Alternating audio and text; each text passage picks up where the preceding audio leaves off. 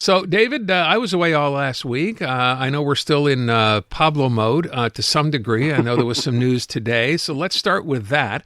And I think this is a fair question to ask. I kind of brought this up a couple of weeks ago. I think Scott Reed was on the show and said that in crisis management, your first 3 days and day 3, that's the big one. You have to handle this stuff. It's not 3 days. It's been over 2 weeks. It's closer to 3 weeks now, and we are no closer to finding out what really happened here today than we were then. Mm-hmm. And to push that even further, the saying actually goes, in crisis management, you have the first 3 hours, the first 3 days, and if you don't get it done, it's going to last at least 3 weeks, and then you're in super real trouble. The thing about crisis management, Aaron, is first you have to strongly and early on, right away, acknowledge the problem fully, take responsibility, and 3, overcorrect. And Pablo Rodriguez has not done that to a point, and again, which is usually the case. Now, here, what are you talking about today? And you're not the only one across Quebec now. It's not the actual issue, the problems. It's how Pablo is managing this that has become the number one issue. And the thing is that here we have, again, this is, the drip, drip, drip torture method where you have unfounded allegations. Here we go now. Okay, apparently some employees have gotten $1,000 from the party during the campaign. Very complex. And when you look at it specifically, it's not that much money. It doesn't seem that big of a deal. But when you add on to these unauthenticated text messages and allegations, this, that, the other thing. And what Pablo Rodriguez needs to do, and what he should have done a couple of weeks ago, is put everything out in the public sphere, all the receipts, all the reports, everything that has been filed with Elections Quebec, everything from the Quebec Liberal Party, all the filings of expenses, his own campaign, what's been filed at the National Assembly for expense reports, and just get it to a point where here, I have nothing to hide, because here we go again. We're going to still be talking about this going into the holidays, and it becomes part of the turkey conversation. And so, because that's so important, right? All politicians want to try to end the year with, an upbeat upside to influence the turkey conversation, which is so important in politics, when we go back to our families. And so he's being helped, and it's not him, but he's being helped by Paul St-Pierre Plamondon, who scored a massive own goal, which in and of itself is still not over. So, all right, now I'm going to have Mark Miller, speaking of Paul St-Pierre Plamondon, on the show right after we get done, David. And I'm curious, first of all, your reaction when you heard this from Mark Miller, who took over, of course, kind of last-minute substitute, if you will, once Stephen Guilbeault decided to walk. What did you think of what he said? Well, what's interesting is that Mark Miller is, he's not new to this. He has a long experience as a cabinet minister, and he is not the type of guy. I've known Mark for a long time. He's not the type of guy that goes and flies off the handle, and you know him very well too. And so, for him to make that type of comment about Quebecers and him specifically being tired of the language debate, you have to know that is gonna spark a lot of reaction in the nationalist universe and in the Francophone media. Now, the timing of that statement, what it did, politically speaking, one, it got Stephen Guilbeault off the front page. It got the resignation and everything having to do with the Alberta deal and the environment. It completely killed it. And two, this, in my opinion, and this is only my opinion, is that it cannot have been an accident, because when you look at polling, and this has been going on for years now, language in Quebec, while something that obviously Francophones are very, of course, it's something close to their heart, this is not a priority issue for Francophone Quebecers. And this has been true for years now. It doesn't make top 5. It doesn't make even top 10. when you look at priority issues that drives votes during provincial elections. Yeah, David, the premier falls back on this whenever he can, over and over again. But then again, you have to look at the numbers. When you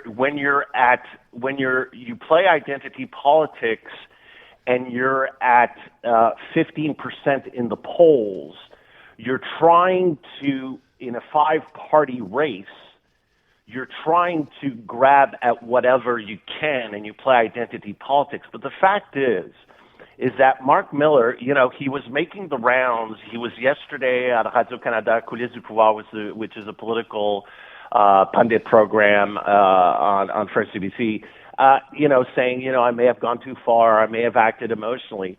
But at the end of the day, it set the trap for Paul St-Pierre Plamondon, who's still playing defense. Right. Paul St-Pierre Plamondon last night, Aaron, was on Tout le monde en parle, apologizing after doubling down last week.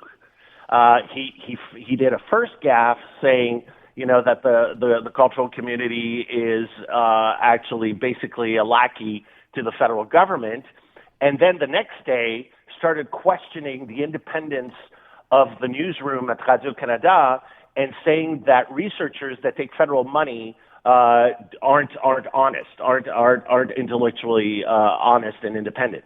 So now he says, maybe I went a bit too far and I regret it. But last night, while he was doing this at Tout le monde en parle, very important. Last night was the Gala of Quebec Cinema, which is on Nouveau, Bell Media's French network, and Quebec Cinema Gala is basically Quebec's Oscars, and the entire cultural community was railing and against Paul St-Pierre Plamondon's comments, and Louis Morissette, very popular artist in Quebec, in French Quebec, producer, podcaster, stand-up comedian, actor.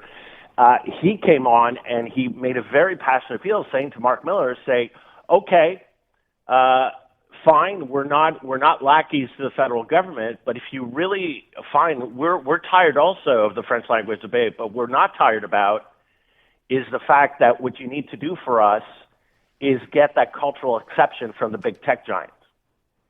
So that's the key here.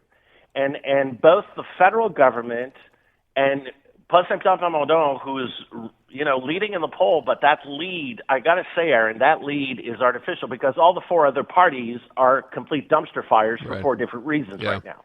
But the fact is that all the support that has gone to Paul St-Pierre Plamondon came from Pablo and the Liberals on the last poll and the big jump that the PQ got. That means that can move. And what Paul St-Pierre Plamondon, and this is not the first time that he's just, completely flown off, and had these types of very arrogant, dangerous comments. And he's starting to have a Pierre Poilievre problem. And 9 months is a long time before the next campaign. A lot of things can happen. And yes, Pablo's in bad shape, QS is in bad shape, and CAQ is in bad shape. And Éric Duhem still has to find his way. But the fact is that the last Léger poll showed that while, yes, the PQ got a bump because of Pablo Rodriguez's problems, but when you look at independents, it's still basically over 60% against independents, close to 60% against a referendum. And you know what's the biggest thing that jumped out at me, Aaron? And this is the real problem, and these types of comments that Paul St-Pierre Plamondon has made is contributing to it. There's a gender gap, just like Pierre Poilievre has. 42% of men are for independence. 24% of women are for independence. And that's the big problem. If you keep on going on this and not talking this way and attacking whoever doesn't think like you, and there's a right way to be a Quebecer and a wrong way. And you interviewed him, remember? Yeah. In your podcast, he said, there's a right way and a wrong way to be a Quebecer. And so what is loyalty? What is to be a loyal Quebecer and what you can think? That's a slippery slope that a lot of Quebecers don't want to go on at all. And so I think right now this is a dangerous time for Paul St-Pierre Plamondon and his rhetoric. He seems comfortably ahead, But, again, a year ago, Poilievre had 25 points on Justin Trudeau and was projecting 200 seats in the next federal election. Things can change, as they say, on a dime, right? So I'm just saying that Paul St-Pierre Plamondon's rhetoric. Now, while Mark Miller, I'm starting to think, and of course Mark won't tell you that, but if you add Mark Miller's comments, remember 2 weeks ago when Mélanie Joly made the same on the same type of tone when she started saying, an independent Quebec would just give Quebec to Trump. Yeah. And it got everybody riled up in the nationalist media, this, that, and the other thing. But what did it do? It actually suggested an idea, which is not necessarily crazy, is that independence will destabilize economically Quebec to a point that it makes it weaker in this era of Trump.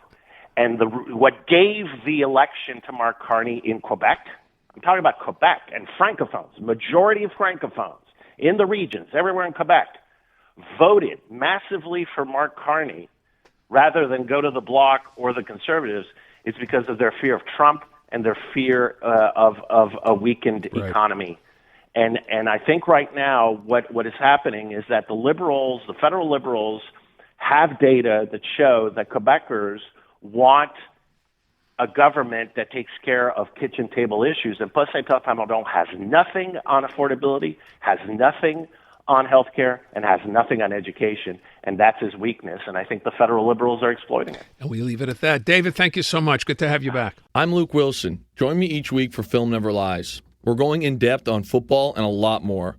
We'll pull back the curtain on life in the pros and dive deeper into the stories making the headlines. No hot takes, no lazy narratives, just real honest conversations. You can watch or listen to Film Never Lies on all the TSN platforms and iHeartRadio app.